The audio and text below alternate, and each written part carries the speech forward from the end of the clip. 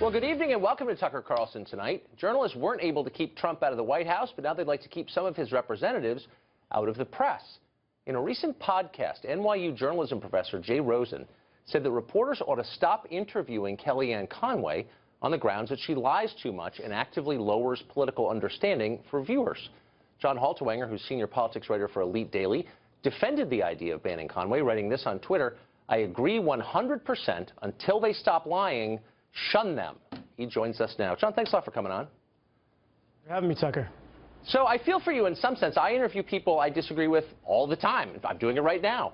But I must say, in a lot of years of doing it, it has never occurred to me to shun them or to punish them by not talking to them. That doesn't seem like it would serve our viewers or your readers. Why would you do that? Well, first of all, let me just say that my opinion does not represent the official position of my company. This is my personal opinion. But I think... You've been talking to lawyers. I love that. I think when we're talking about having constructive political discourse and disagreeing with somebody, there needs to be a basic agreement on the facts. And she is spreading blatant lies. She's spreading what she called alternative facts. So how can we actually have a conversation and disagree in a healthy way if we're not going to agree on the basic facts, like the sky is blue, for example? Well, I mean, we don't agree on the basic facts about a lot of different things. I mean, that's part of what discourse is. It's arguing over what the facts are. And, of course, you're not going to reach a place of agreement if you don't talk at all. And that's what you're suggesting. No talking, shunning, as you put it, which seems to me like a religious concept, not really a journalism idea. Well, this administration is obviously desperate for attention, given they spent the entire weekend focusing on the petty issue of inauguration attendance.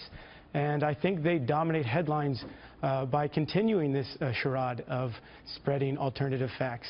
And behind the scenes, they do other things that arguably should be reported on, but don't get enough attention. I don't know if this is part of a larger sinister plan from the Trump administration, but it is a huge distraction. And it is quite embarrassing that the first weekend of the 45th president was spent talking about how many people came to his inauguration. Yeah. And his press secretary came out, and his first appearance behind the podium, he lied to the American people about a very petty issue. He lied about the number of people that attended. He lied about the number of people that watched. And in his first official press conference, continued that lie. And meanwhile, we have Kellyanne Conway saying that, oh, those are just alternative facts. And on top of that, we have Donald Trump saying that millions of illegals voted, and that's why he lost the popular vote. And in the process, he is undermining the democratic process in America, and he is making it less likely for people to vote in the future. Because the problem in America is not mass voter fraud. May I just stop there? You're throwing out a lot of different stuff, a lot of different strands here coming at me, and some of which I agree with. I think a lot of these things are frivolous issues, and there's probably a lot of people's fault we're talking about them in the first couple of days, and the Trump people for sure are part of that. But I want to get back to why we're talking, which is your suggestion that Kellyanne Conway is somehow so uniquely reprehensible and immoral that we should, and I'm quoting you now, shun her. Again, how does it serve your readers, even though you're not officially speaking for whatever publication you write for, how does it serve them if you don't even talk to them? I'm not sure if I ever called her uniquely reprehensible or immoral, but... Well, then why would you shun her? I'm still, this is a sincere question. Like, I get why you disagree, that's fine. Sure. But why are you saying they're just beyond the pale? We're not going to talk to them. Isn't our job as journalists to talk to people, even if we disagree? I think there's a case to be made for that. Obviously, we need to, the other case to be made for that is journalists need to do a better job of holding her accountable. But when they insist on spreading blatant falsities, it's hard to hold them accountable. When you say, no, that's not true, and they're just going to say, no, that's just an alternative fact, it's a little hard to do your job. And we're not on an even keel here. So the conversation... so I guess a couple things come to mind. One, I agree with you. It's really frustrating when public officials lie, and a lot of them do, a lot, and it's upsetting. My first question, though, is you seem to be exhibiting moral outrage, which is weird in a journalist. I mean, your job is to sort of watch things and coolly assess them and then report on them. But you seem personally offended, and as do a lot of people your age who are now in journalism, it seems like they're mad. Why is that? Is that specific to, like, being in your 20s, or why the moral outrage?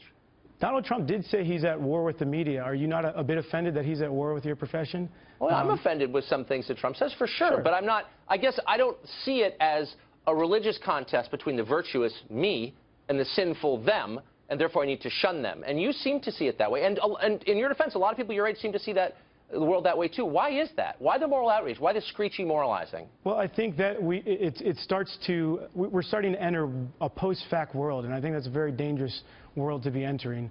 I think this is why a lot of people don't vote in America. I think that's why we have mass voter apathy, not mass voter fraud. I think because they think that the political system doesn't work and doesn't serve them. And why should they participate in a system in which politicians continue to lie to their face? That's why we have 55% voter turnout. Or in which journalists say, I don't even want to hear you. I don't want to hear what you have to say. So look, I mean, I'm going to ask you the obvious. Why should I sit there and listen to lies? Why should I sit there and listen to lies? Well, I don't know, because it's you can refute them. You can show that they're lies. I mean, that's your job. But let me ask you the obvious question. I'm sure all of viewers are wondering this question, which is, okay, I think there have been some falsehoods coming out of the Trump administration. I'm not here to defend them. But it's not unique to them. So we just had 8 years of an administration where they said things like, I don't know, if you want to keep your plan, you can keep your plan. Not true. I've got a whole list of untrue things that the president said, and not about dumb things like attendance at a rally, but things about, I don't know, the steel industry, or Benghazi, or the war in Iraq. I mean, like real things, and like all presidents, he lied. But you don't seem in the mood to shun him or his spokesman. Why is that? He's no longer president. Okay, but he was last week. Sure, I mean, okay. Like, what? He did a lot of things wrong. For example, if we're going to talk about the issue of immigration, sure, a lot of young people are very concerned about Trump's proposals on immigration. But perhaps we should also mention that President Obama deported more people than any other president. Sure, that's what I'm talking about, a balanced conversation. Okay, but you're saying that lying is the red line for you. And I'm not disagreeing with that. It's very it's annoying when people lie, for sure. I'm just saying that the last administration lied a lot, too, and your outrage seems selective. Will you acknowledge that? Like, you're obviously more in tune with their politics, but can you be objective enough to acknowledge that maybe if you're going to be mad about lying in one case, you should be mad about it in all cases? No? I do agree we should be mad about it in all cases, but I think the amount of lying that's occurring within the Trump administration is unprecedented. And this man is not even willing to admit that he lost a popular vote. And in the process... How old are you? What do you know? How do you know what the precedent is? I have a degree in history. I can read up on my facts. Okay. My age has nothing to do with my knowledge of U.S. politics or history. I'm just saying, like, there's an overheated quality to your critique, okay? It's been 4 days. I agree. Some of the stuff they said is silly. But I don't know, unprecedented? It's a little early to say unprecedented. But let me ask you about this, because I can't respond. I can't resist. So you said Trump signed this order to declare the day of the inauguration a national day of patriotic devotion. And you wrote, quote, whatever. You wrote this.